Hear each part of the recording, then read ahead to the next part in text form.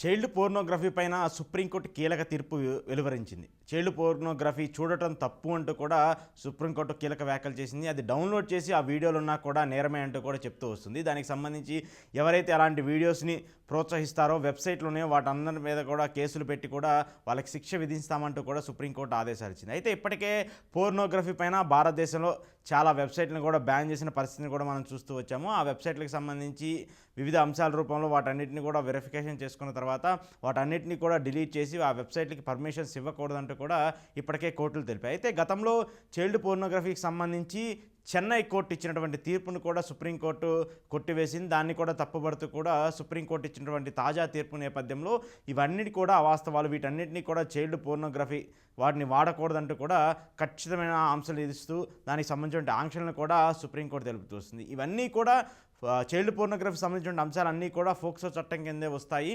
వాటిని ఎక్కడా కూడా ఎంకరేజ్ చేసే పరిస్థితి కూడా ఉండకూడదంటూ కూడా సుప్రీంకోర్టు ఆగ్రహం వ్యక్తం చేసింది. దీంతోపాటు పోర్నోగ్రఫీ అంటే చైల్డ్ పోర్నోగ్రఫీ అనే వార్డును కూడా ఎక్కడా కూడా యూజ్ చేయొద్దంటూ కూడా సుప్రీంకోర్టు తాజాగా ఇచ్చినటువంటి ఆదేశాల్లో పేర్కొంటూ వచ్చింది. ఎందుకంటే చైల్డ్ అనే ఒక అంశాన్ని దాన్ని మినిమైజ్ చేస్తూ ఖచ్చితంగా దాన్ని ప్రతి ఒక్కరి మైండ్ సెట్లోకి రుద్దే విధంగా ఉంటుంది కాబట్టి ఆ పేరును వెంటనే తొలగించాలంటూ కూడా సుప్రీంకోర్టు తెలుపుతూ వస్తుంది. ఇక మరోవైపు పోర్నోగ్రఫీ అంటే సెక్స్కి సంబంధించిన ఎడ్యుకేషన్ని ఎక్కువగా విద్యార్థులకు సంబంధించిన వాళ్ళందరికీ కూడా పాఠ్యపుస్తకాల ద్వారా కానివ్వండి, లేదంటే వాళ్ళకి సంబంధించిన క్లాసుల రూపంలో కానివ్వండి ఇవ్వాలంటూ కూడా చెప్తూ వస్తున్నారు. దానికి సంబంధించి ఎంకరేజ్మెంట్ కూడా ఉండాలంటూ కూడా చెప్తూ వస్తున్నారు. ఎందుకంటే పోర్నోగ్రఫీకి సంబంధించి చాలామందికి అవగాహన లేక దానికి సంబంధించి పిల్లలకు సంబంధించిన ఇష్యూస్ మీద ఎక్కువగా ఉంటూ ఉన్నటువంటి నేపథ్యంలో వాటన్నిటినీ కూడా తగ్గించాలంటే దాని మీద అవగాహన కల్పించాలని చెప్పేసి కూడా సుప్రీంకోర్టు చెప్తూ వస్తుంది. దీనికి సంబంధించి ప్రత్యేకమైన రూపకల్పన చేయాలని చెప్పేసి కూడా కేంద్ర రాష్ట్ర ప్రభుత్వాలకు సుప్రీంకోర్టు ఆదేశాలు ఇచ్చింది. అయితే గతంలో మనం చూస్తూ ఉన్నాము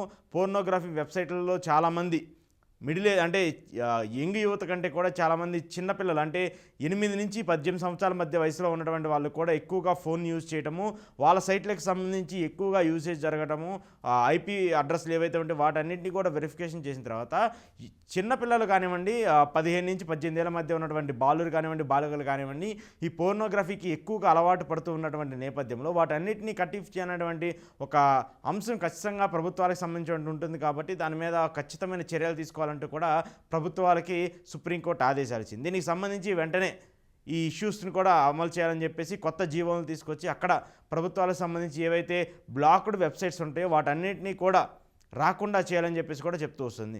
ఏవైతే లీగల్ పరంగా ఉండేవి ఆ పోర్నోగ్రఫీకి సంబంధించినవి ఉన్నాయో వాటికి సంబంధించిన చట్టరీత్యా కూడా కొన్ని మార్పులు చేయాల్సిన అంశాలు ఉంటాయి అనేది కూడా సుప్రీంకోర్టు చెప్తూ వస్తుంది. ముఖ్యంగా విద్యార్థులకు సంబంధించి చైల్డ్ ఎందుకంటే ఎక్కువగా ప్రస్తుతం ఉన్నటువంటి ఆధునిక పరిస్థితిలో ప్రతి ఒక్కరి దగ్గర ఫోన్ ఉంటుంది కాబట్టి ఫోన్ ద్వారానే ఇలాంటి ఇన్ఫర్మేషన్ ఎక్కువగా పాస్ జరుగుతుంది. ముఖ్యంగా చాలామంది చేసేటువంటి చిన్న చిన్న అంశాలను కూడా వీడియోలు తీసి వాటిని ఆన్లైన్ వెబ్సైట్లో పెట్టడం ఇలాంటి ఎక్కువగా తప్పిదాలు జరుగుతున్నాయి కాబట్టి వాటన్నిటి మీద అవగాహన కల్పించి వాటన్నిటి మీద ఖచ్చితంగా తప్పు చేసిన వారికి నేరం చేసిన వారికి ఎలాంటి శిక్షలు ఇస్తాము, ఎలాంటి శిక్షలు వేస్తాయి ప్రభుత్వాలు కోర్టులు అని చెప్పేసి వాటన్నిటి మీద కూడా అవగాహన ఇవ్వాలని చెప్పేసి కూడా సుప్రీంకోర్టు తెలుపుతూ వస్తుంది. దీని మీద రాష్ట్ర ప్రభుత్వాలు కేంద్ర ప్రభుత్వాలు తక్షణమే చర్యలు తీసుకొని వాటికి సంబంధించిన అంశాలన్నింటి కూడా ఒక రూపకల్పన చేసి వాటన్నిటి మీదుగా ఆ సెక్స్కి సంబంధించి అలాగే ఆ సెక్స్కి సంబంధించిన వెబ్సైట్లు ఏవైతే ఉంటాయో పోర్నోగ్రఫీకి సంబంధించిన వెబ్సైట్లు ఏమైనా ఉంటాయో వాటన్నిటిని కూడా బ్యాన్ చేయాలని చెప్పేసి సుప్రీంకోర్టు తాజా ఆదేశాలను జారీ చేసింది.